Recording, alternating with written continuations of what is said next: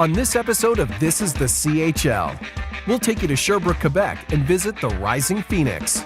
The city of brotherly love features two brothers from the WHL on their roster. And two former OHLers showcase their entrepreneurial skills after spending 4 years studying in the CIS.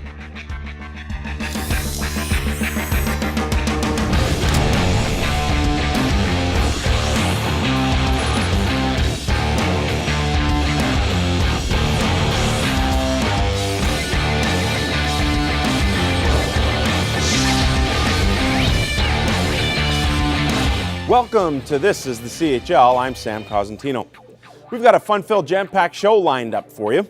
How far can the CHL Scholarship program take you? We'll check in with a couple of former players who've used their education packages en route to a new tech startup. The Schenn brothers are from Saskatoon, but now call Philly home. The last MasterCard Memorial Cup final to go to overtime was played in Shawinigan. We'll take a look back. But now it's time to check out the rise of the Phoenix. In year 3 since re-entering the Quebec Major Junior Hockey League, Sherbrooke is poised to make some noise. Sherbrooke, Quebec is home to one of the youngest franchises in the Quebec Major Junior Hockey League, the Sherbrooke Phoenix. This is a team that is playing in its 3rd season of junior hockey, but it's a city that has a long history of hosting junior teams. Its previous incarnation was the Sherbrooke Casters, and just prior to that, the Faucons. However, that franchise left town to Lewiston, Maine. In Greek mythology, the Phoenix obtains new life by arising from the ashes of its predecessor, and that is exactly what the Sherbrooke Phoenix have done. They are a team who was brought to life by a former NHL star who's made Sherbrooke his permanent home. They have a locker room full of fast and talented players, some who come from as far away as Europe to play. This is a story about a team on its way up. This is the story about the rise of the Phoenix. A large part of the team's success is because of the play of a pair of Swiss players. Tim Wieser is a 19-year-old who starred for the Swiss national junior team this past winter. Actually, World Juniors, they were amazing. It was incredible. Every hockey player, young kid wants to go there, and I've gotten this chance to play there in a big crowd. Just amazing feeling when you step on the ice, and my first step on the ice was just incredible. I just looked up in the crowd, and everyone was yelling, was happy to see the guys stepped on the ice. His time in Sherbrooke means he's a long way from home, but fortunately he's got a great billet family to support him. It's always not simple to leave the family, the best thing that you have in the world. So I'm a family guy. It was pretty tough for me to leave my family, my mother actually. I love my mother so much. She has done everything for me, and then I just left her. I have a great billet mom with Isabel. She does everything for me. With the kids, I'm doing a lot with them. I'm playing on the iPad, doing some games with them, and yeah, now I'm really happy to be here. I regret nothing. It's was my best decision I've ever done before. Despite having a knack for scoring goals, he's an undrafted player, perhaps because of his smaller size. I don't care, like everyone's thinking about me, about my size.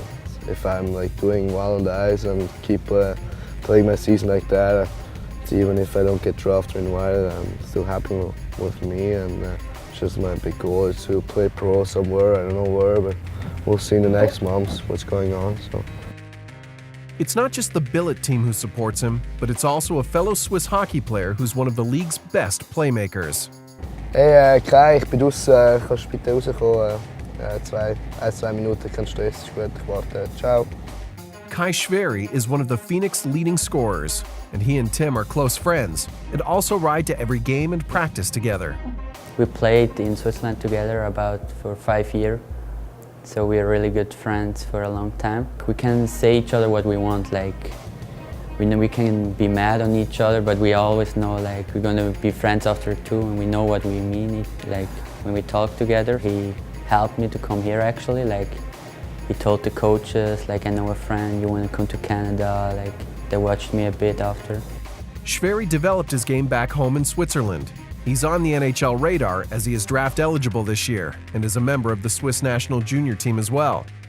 Against the Russian was pretty hard. We had 10 shots more than them, but they're big and they shoot harder than us. Like they did everything like better than us. I don't know. Like it was amazing. They were so fast and big, and Sweden was like so much skills in their team. Like Nylander and the other guys. It was amazing to play against them. Like, I want to play my whole life in Canada if I can. It would be my dream. So like it was so important to come here, like that the scouts can see me, and now I just have to keep going, like play good games and stuff. A big part of the reason the Phoenix are back in Sherbrooke is because of former NHL goalie Jocelyn Thibault. After a few years after I retired, I ran into the Sherbrooke mayor. He wished to bring junior hockey back to Sherbrooke. He asked me what I thought of his idea and if I could be of any help in making that happen. And I said that I was happy to hear that from him. And I mentioned him that well, in the first place, I was going to talk to the league commissioner to see if there was any interest in coming back to Sherbrooke. And also, I told him that I thought I was capable of putting a group of investors together. And everything happened actually pretty quick. You know, the league was very happy to hear that Sherbrooke was interested in coming back in the league. In the end, it happened, and we're happy.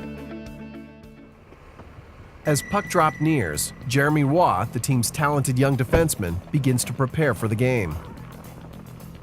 He's considered to be one of the best defensemen in this year's NHL draft, but all that attention hasn't gone to his head. Well, it's obvious that, like, I hear about it because people always talk to you about, like, oh, you're ranked there, you're ranked 20, you're ranked 10, you're not even in the first round, then you're 8th. So it's all the way around, but it's something you just have to, like, live with. It's not those lists that are going to make you a better hockey player or a worse hockey player. The team that's going to draft you, wherever you draft you, it's going to be because of your qualities as a player. So I just hope to get in the first round. The team is young. Waugh, along with young rising star Daniel Audette, makes Sherbrooke a popular pick to be a tough team to face in the playoffs, and an even stronger team looking ahead to next season.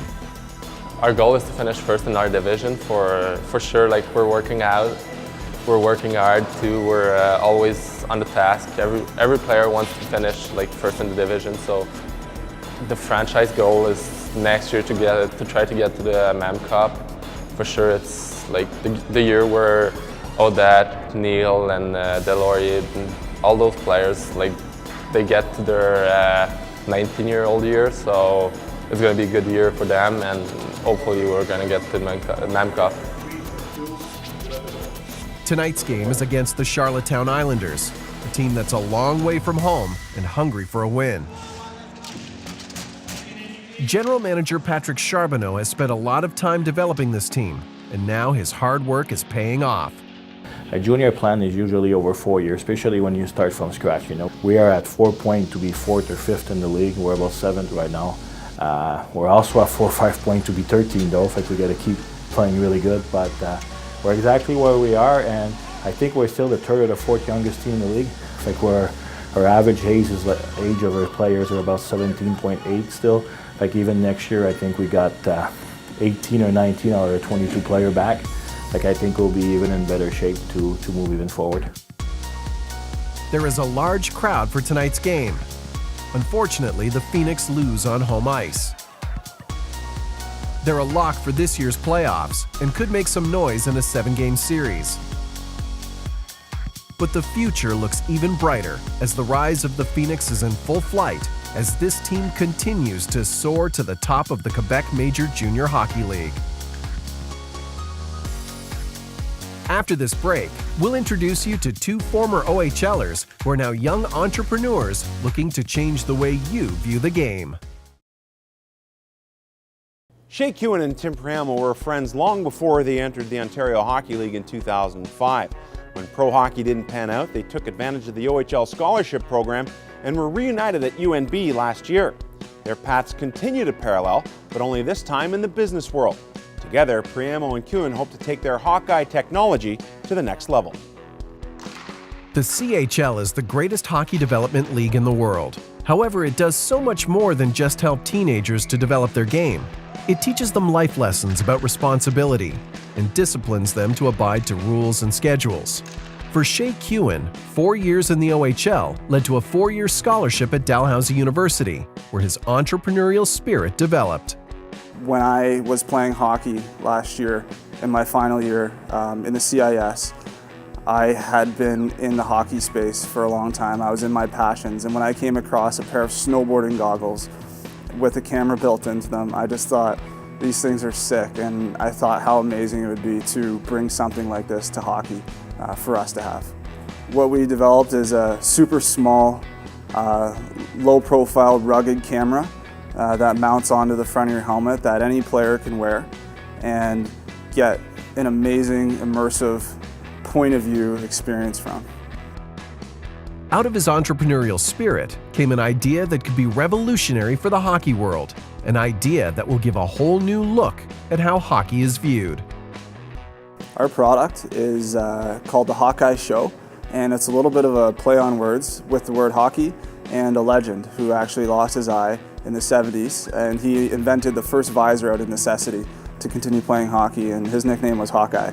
And Show is the NHL, which we all dream of as kids of playing in one day, and ultimately the show that you get to create out of this wearable camera, what it can do for you, and showing that to your family, your friends, and ultimately the world. The entire process, from developing the idea to forming a business plan to manufacturing the product, took Kewen to China, where his dream became a reality. I wanted to go over there, and I wanted to meet the people who were making this amazing product for us. And I wanted to get involved in every last minute detail that I could overlook and that I could see, so that I could provide, my opinion on and help them through. And I wanted to meet the factory, meet all the workers, meet the CEO. I got to meet their families. They basically looked after me for 30 days, and I got to develop friendships with these people who we're about to go into business with. So going over there, I learned so much more about creating efficiently and making better products. Back in Kitchener-Waterloo, he and his partner Tim Priamo were invited to work out of the prestigious Velocity Foundry, a place where startups go to grow. Priamo is also a graduate of the CHL. Well, when you make the decision to play in the CHL, to come to the league, you're making a decision to chase after a big dream that you've had since you were a young boy, and that's to play in the NHL. So coming into the league, there's a ton to learn, and you don't know that right away. So it's a big learning experience, a huge learning curve, and it provides you, just a great platform to grow yourself as an individual. Ultimately, the entrepreneur's dreams of playing professional hockey are over. But with every ending comes a new beginning. And with new beginnings come new dreams.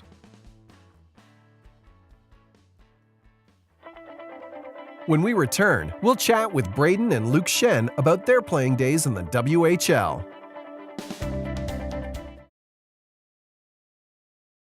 Luke and Brayden Schenn both debuted in the NHL at 18 years old. Luke never looked back, while Brayden's stint at 18 lasted one game as a result of an emergency call-up to the LA Kings.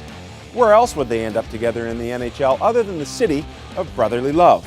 Here's the Flyers' Schenn brothers. When they were kids growing up in Saskatoon, Luke and Brayden Schenn were always competing against each other.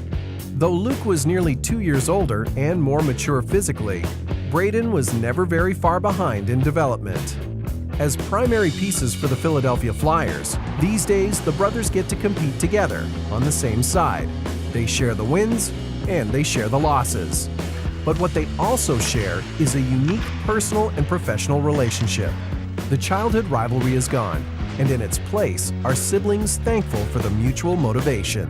I mean, it was kind of a bit of a competition almost. I mean, everything that I went through, he wanted to go through it and try to beat me at it. So we were always real competitive growing up. He was always seemed to be one step ahead of the game, whether it was under 17, under 18, getting drafted, World Juniors, stuff like that. So I always seen it, a year or two before, and owe some credit to him. I kind of seen it firsthand, and got to experience it, a couple years after him. Besides being brothers, the Schenns have a lot in common. They both played in the Western Hockey League. They both won medals with Team Canada's World Junior Squad. And they were both drafted 5th overall into the NHL. For Luke, he was called up as an underage player in 2005 by the Kelowna Rockets for the team's postseason, a stretch run which included a WHL championship and a berth in the MasterCard Memorial Cup. He left 3 seasons later for the NHL, grateful for the opportunity and thankful for the memories. It's a real special place to play junior hockey. Obviously, they got a great history there. They're a team that competes every year and wins. I mean, that's something you don't see with every junior team, and every year they're right there. So a whole lot to the Kelowna Rockets, and obviously the Western Hockey League was it's a great stepping stone to try to get you prepared for the pro level. While Luke fortified Kelowna's blue line, Brayden was a catalyst for the Brandon Wheat Kings and Saskatoon Blades. The younger Schenn did most of his damage with the Wheat Kings, topping the team in scoring in 3 straight seasons. His lone Memorial Cup chance came when Brandon hosted the event in 2010, with Schenn leading the team to a 2nd-place finish. The years in Brandon, were awesome. Kelly McCrimmon was great to me. Obviously had some good teams there. Hosted a Memorial Cup, got to play in Memorial Cup finals. So obviously those are some things that stand out when I was in Brandon. Obviously, I was definitely happy to play in Brandon, and it was pretty special to play Saskatoon as well. Though still fairly young, both Schenns have carved out a long-term future in the league. They've combined for more than 700 games and enjoyed a front-row seat to each other's success at the game's highest level. So what have they seen in the others' on-ice performance? He's coming along and gaining more confidence in the league as he goes, and it's never easy as a young guy to find your way, and the thing is, you see improvement, and that's what you want, is continue to improve and continue to try to work hard and get better. And I think he's done a pretty good job at that. It's hard to believe, honestly. I think it's his 6th or 7th year in the NHL. He's only 24, 25 years old, so still maturing, as a player and developing into the player he can be. So it's cool for to play in the NHL, and let alone have your brother along for the ride.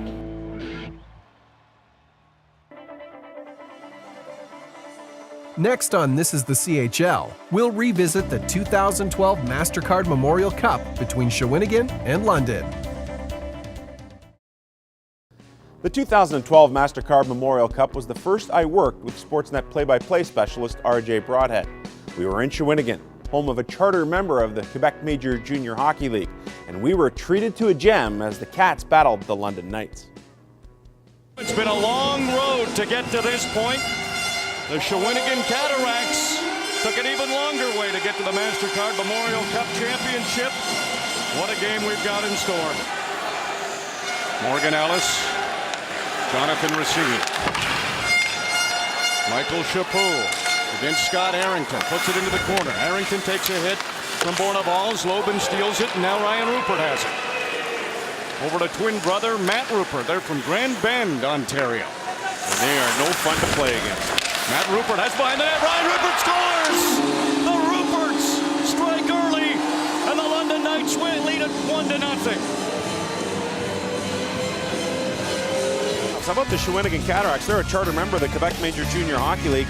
They got close in 1985 when they hosted the MasterCard Memorial Cup, but it had to be moved to Drummondville for the final game because of the sightlines were blocked for television. They've never won a MasterCard Memorial Cup. They've never won a President's Cup. They went to the final, lost in Game 7 to Drummondville in 09. Well, that first period had 1 goal and 1 penalty. Score sheet, pretty quiet so far. Chances, pretty quiet so far. Ellis can't get a shot. There's one from Kometa. It's in!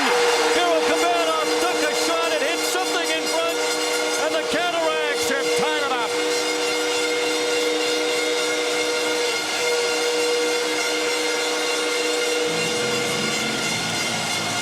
We talked about Eric Veilleux and the spring break, if you will, for the Shawinigan Cataracts, eliminated on April 17th against Chicoutimi. The MasterCard Memorial Cup started on May 18th, so this is now their 6th game in 10 days. They finally found the rhythm, being after that long layoff. I thought they were pretty good in the opener Friday, but their game, as Eric Veilleux wanted to, has built steadily ever since, and they were at their best in the semifinal Friday, eliminating their arch rival, the St. John Sea Dogs. Formerly the defenseman leader in points at this championship. They'll have to race back. Nemesnikov's closing. Nemesnikov gets the puck. Gives it to Griffith and a glove save by Gerard. Face-off so important. Linesman making sure everybody's ready. Nemesnikov couldn't beat Moran. Darryl Kabanov. And there's a jump in his step. Look out, what a move! Kabanov walking around Hughes in front. It's loose. Kabanov a shot. It was blocked. Hauser might have stopped that. Tyler Ferry's got Seth Griffith with him. Hard pass. Racine stepped up on Griffith and broke it up. Kabanov makes a move. He's in. Missed the net. There's a penalty coming up. There's the type of world-class skill that has been evident in this guy's game since he was 16 years old. Harrington, he got back. Sent Tierney the other way. 5 seconds to go. Griffith lofts it in front. Austin Watson threw it in front again. And Gerard looks up at the rafters. We need extra time to decide the 2012 MasterCard Memorial Cup champion. Seth Griffith tried to chip one out. It didn't get past Gormley. That didn't get to the net. McKay got in front of it. Bayou, sharp angle, rebound. Hauser stops it. The puck's loose. He's looking for it. The whistle goes. Hauser shut the door. Corner ball. Crowd loves him here. Chaput a shot. Shawinigan getting some chances. Athanasiou coming the other way. Over to Austin Watson. Back to Athanasiou. It's loose. Cleared away. Slobin coming back with a big defensive play. Watson. Loose puck. Chaput missed. Arbonne, he'll keep this in. Chaput swings it behind the net. In front. Scores! Anton Slobin! And for the first time in franchise history, the Shawinigan Cataracts are champions.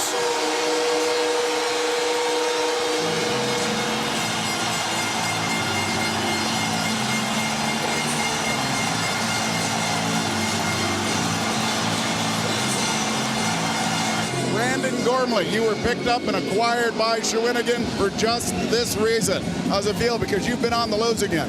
Yeah, it's unbelievable, you know, to go through junior hockey and you know, get a second crack at this trophy. It's been unbelievable. I can't thank enough people in the organization for acquiring me, and it's just been unbelievable.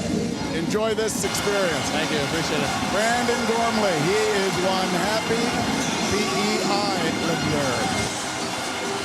I'm Sam Cosentino. Thanks for tuning in. See you next time on This is the CHL.